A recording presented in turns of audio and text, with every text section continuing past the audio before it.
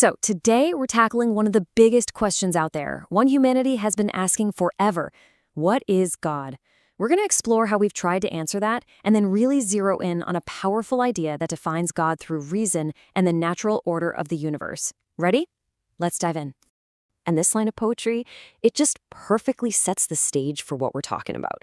It hints at a divine presence that isn't found in some far-off supernatural event, but right here in the elegant, ordered structure of the universe itself. It's this incredible idea that we can find the divine in the very logic of existence.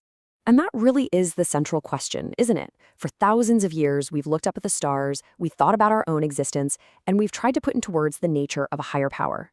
This explainer is our journey into that amazing, ongoing human quest for meaning. You know, this desire for understanding, it's not just some abstract game for philosophers.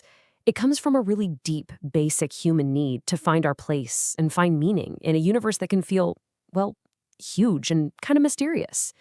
It's all about trying to make what we believe line up with what we can actually observe and know. So why does this all matter so much? Because it's fundamental to who we are. Think of it like building a bridge between your heart and your mind, allowing our spiritual beliefs to evolve and stay meaningful in our modern world. And when we approach it with this kind of honesty, it opens up conversations, and that enriches not just us, but our whole community. Okay, so to really get a grip on this quest, we kind of need a map of the paths people have already walked. So let's take a quick tour through some of the amazing and diverse ways different cultures have thought about the divine. Just look at the variety here. It's incredible. You've got Judaism's singular transcendent creator, then Christianity's unique concept of a triune God. Hinduism gives us this multifaceted view of Brahman as the ultimate reality, while Buddhism takes a totally different route, a non-theistic path focused on enlightenment. Each one offers a profound way of seeing the world. Now we're going to pivot to another perspective, one that also starts with a single creator but tries to understand it through pure reason. All right, so from that big, wide map of beliefs, let's zoom way in on one particular path, an interpretation that tries to understand God not mainly through ancient stories, but through the clear lens of modern reason. So where does this rational approach start? Well, it actually finds its roots in a really foundational principle from the Quran, La ilaha illallah, which means there's no deity but God. Now, this isn't just about saying there's only one God, it's a philosophical launchpad. It's the idea that there's a single, eternal source for absolutely everything that exists. Okay, and here's the crucial shift in perspective. On one side, you have the view of God with human-like qualities, acting kind of like a distant, supernatural person. But this rational view, it flips that on its head. It suggests seeing the divine not as a separate being out there, but as a dynamic presence within the rational order and the unchangeable laws of nature. So how does this reinterpretation actually work?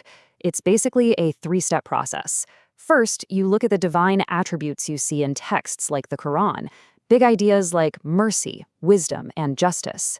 Step two is the key. You reframe them, not as human-like feelings, but as foundational, rational principles. So wisdom isn't just knowing stuff. It's the underlying logic baked into the laws of physics. Justice becomes the inescapable law of cause and effect. And in step three, you start seeing these principles absolutely everywhere, in the balance of an ecosystem, the math of the cosmos, and even in our own sense of right and wrong. So, after walking down that path of reinterpretation through reason, we arrive at something really powerful, a unified definition. Let's take a look at how this all comes together into one coherent concept of God. So here it is, the definition this framework leads to. God as the singular, eternal source of existence, a rational principle that shows up in the natural and moral order of the universe. In this view, those divine attributes like wisdom or justice aren't personality traits. They're the very principles that hold reality together. They're the source code of the universe. Okay, that's a pretty big idea. So what? What does it all mean?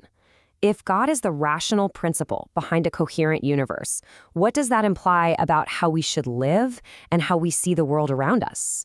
This beautiful metaphor just captures it perfectly. The universe isn't some chaotic accident. Instead, it's a living score, a kind of divine symphony where every single part, from the tiniest atom to the biggest galaxy, is playing its part according to this coherent, rational order.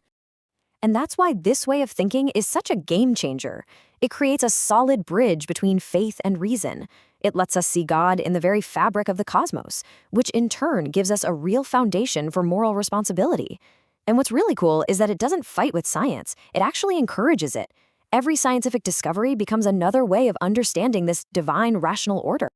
And so we end here with a final question that I want to leave with you. If we accept this idea that the universe operates on a divine rational order, a beautiful symphony of natural and moral laws, then what's our part in that symphony?